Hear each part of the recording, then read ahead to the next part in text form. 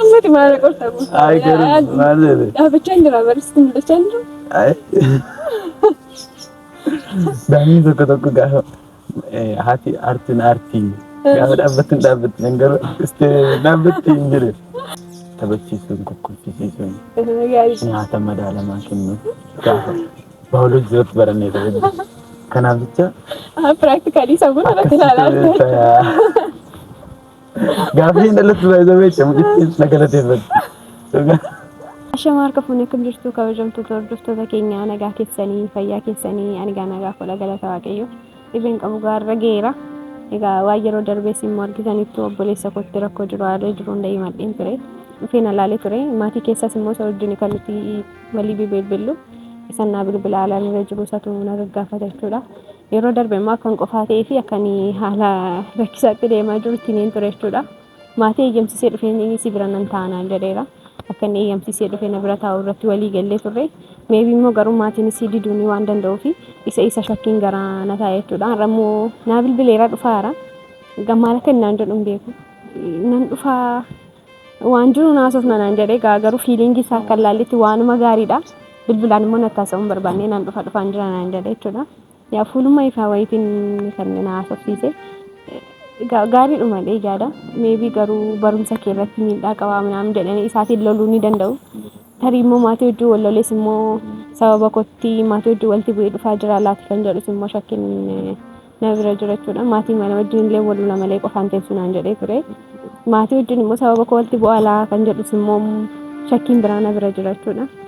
Isa isarraan kan hafe egaa beeku maal akka jiru beeku garuu yaa fiilingii bareedaa wayii argisiisaara. Dhufaa jira gaala isaan beeku na bira taa'ee mayyaadha. Yaa garuu sodaan koo maatii wajjin akka sababa kootti wal lolleedha jechuudha. Sababa kootti maatiidhaan walitti bu'ee akka hin dhufne malee yoo dhufee na bira taa'es bareedaadha jechuudha. Yookiin immoo deddeebii ilaalis immoo achis immoo hin taa'in jechuu ni danda'u jechuudha. Deddeebii ilaalii achi hin taa'in jechuu waan danda'aniif kanuma kanan shakkichuudha. Waan jiru immoo yeroo inni dhufu wajjin ilaallu ta'a. Garuu haalli isaa gaarii malee yaada.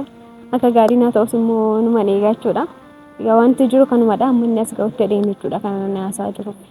Kanaafuu yeroo inni dhufu waan jiru wajjumaan ilaalla jechuudha. Obsi. Akkam jajjabaata. Jajjabaanni kun akkamitti? Jirra garaatu. Jirra. Manni toleedhanii maaf walli kenni dhifamu? Maali yaada turte jechuudha baay'ee yaada jechuudha. Maaf ijaa ture. Sababa kamuu amma ganaa yoo lolamte immoo amma siitiinis immoo kilaasii keerraa maalirraa maal akka isaan jedhan nan beekan. Ishee biraa maal goota jechuun isaanii nafu waan ta'eef yoo maqaa kootti kaaste waan si lolan waan natti fakkaate.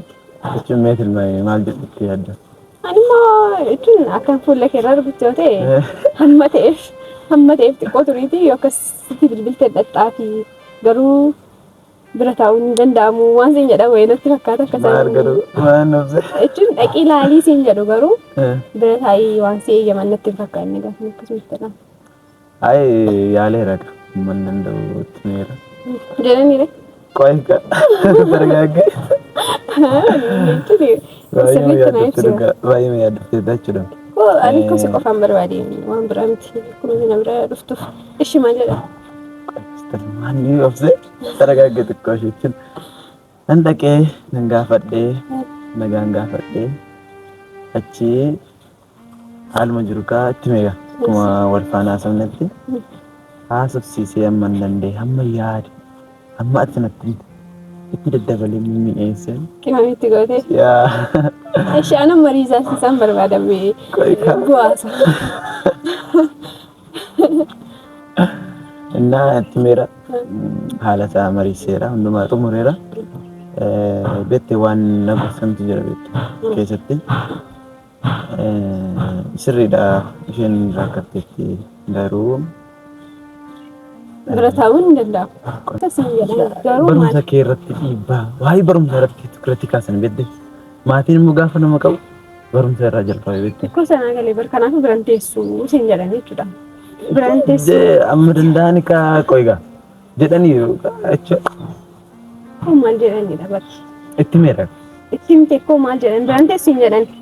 Obse maali Kuni wanti jedhamu kan fadhii malee ko waan biraan yoo ta'e maal jedhe rakkinni baay'ee gaddan baay'ee dubbachuu baay'ee gaddan haalli isaa gaafattanii gaddum isaan na fayyadu haalli isaa gaafattanii immoo baay'ee gaddanii innaa gaafa tokko jedheen tumuun jalqabu immoo baay'ee maal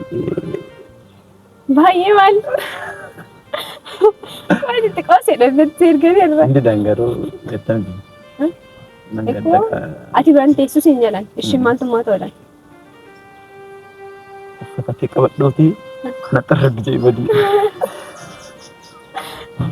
Ifa maalitti hin taphati kallattiidhaan.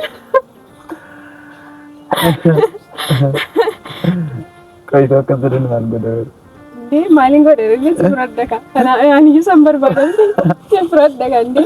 Waraana addunyaa sadaffaa kan Ay mucaa koo fudhatte jedhanii immoo akka jamaadha yaa'anii dhufne malee. Faazarii beektan jiga. Sii dhufa jedha.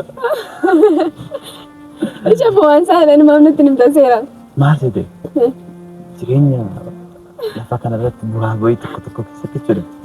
Gaafuma gufuun jira beekti. Gufuun akka jiru akkuma yaadamu ta'eetu. Gufuu si qunnames maal taane indila taane ceesina jedhanii eenyu maati godhu riqicha taanis ceesina amma shi waan taane ammaa kallattii hidhannatti hin faatu maarristi maan jiram jedhama maatiin riqicha taanis ceesinaa jedhaniiru riqichas eenyutti ta'a jennatti yaadaa turre beektu riqichi jechuudha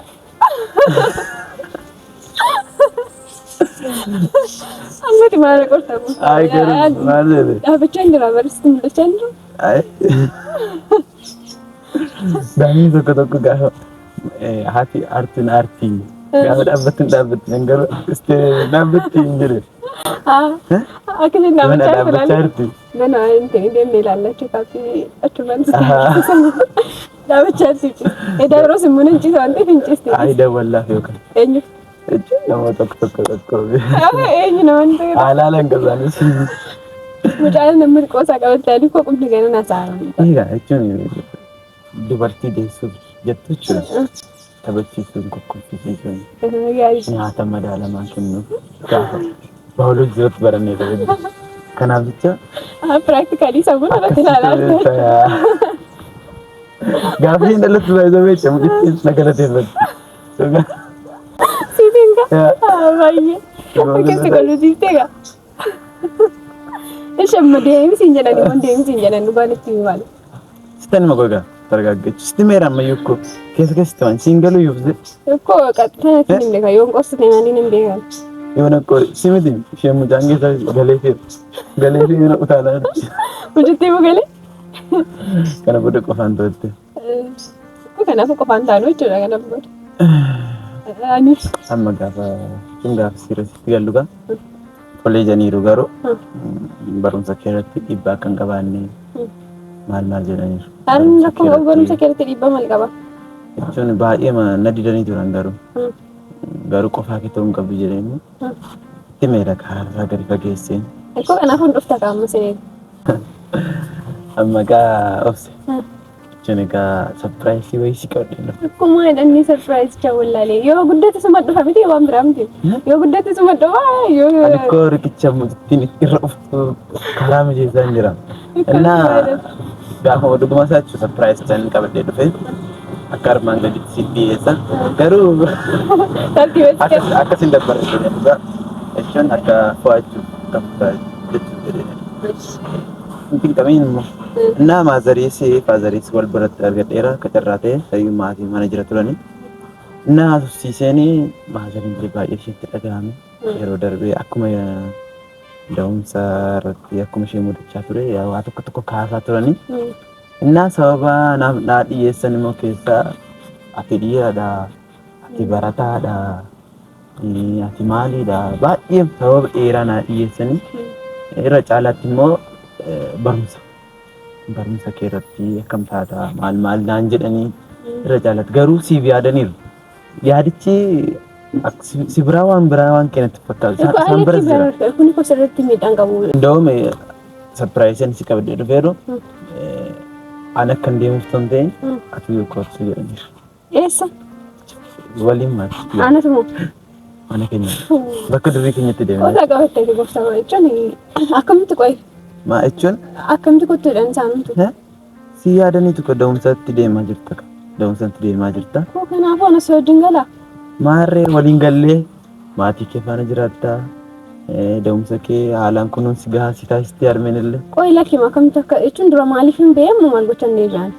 Jechuun maanni beekta kaabse maanni oduu haala mummudate keessatti gaa. Lakkii barsirratti sikkoo amma waan dhiibbaa qabu hin qaban maal jedheen akkas maatiitti deebi'a maal taatee? Hinde?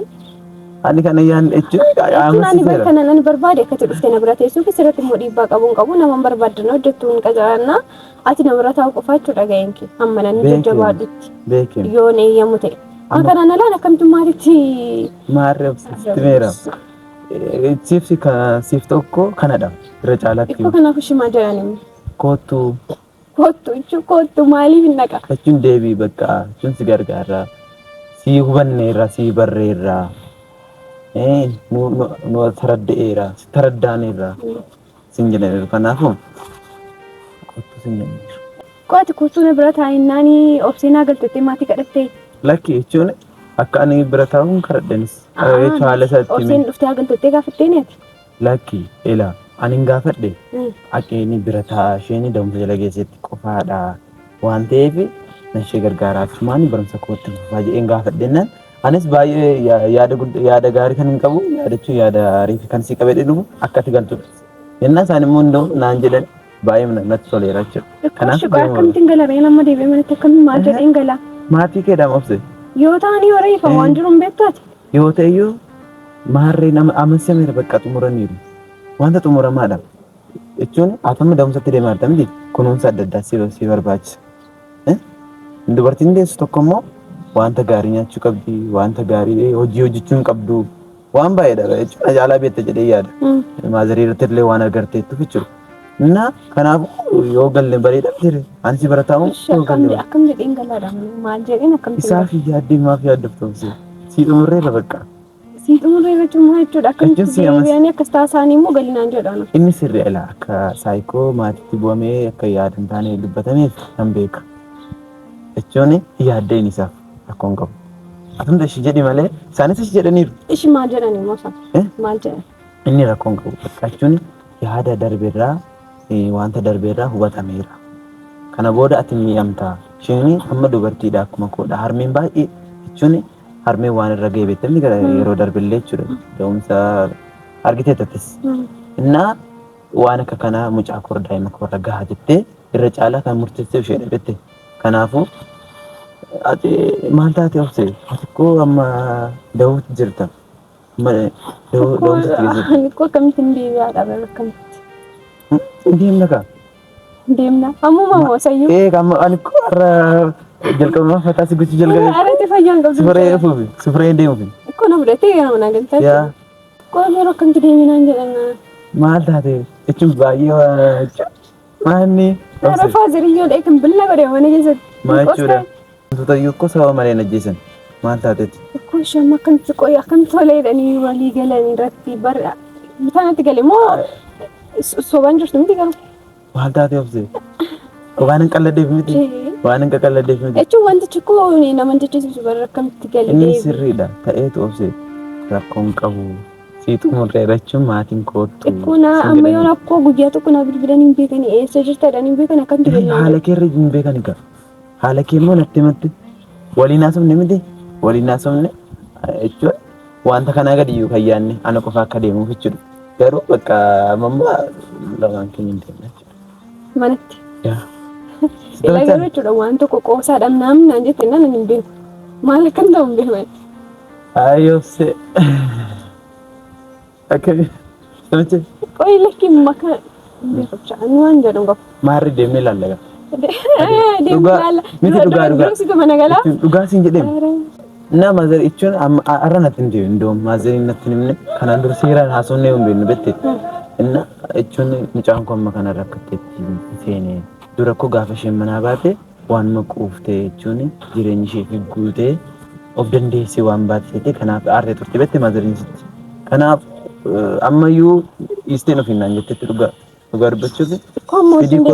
Eega. Haraf siamani juga man Dhugaa maasaniin baay'ee mishatti dhaga'ameera. Ittiin egaa harmee harmeedhaaf illee harmee qotaa gara fuulduraatti. Fakkiitti. Innaa kanaaf baaduu nagaa. Ishi waan biraas itti nama. Waan dafuutu akka hin taane nama dadhabee dhaabbatee oduun keessa na salachee. Karaa obsee dhugaa maasaniin dafii kottu naan jettu dafii fiddii kottu naan jettu ittiin duun. Waan addaa waan si qopheessite ta'uu danda'a. Hin beekamu waan addaa kanaafuma.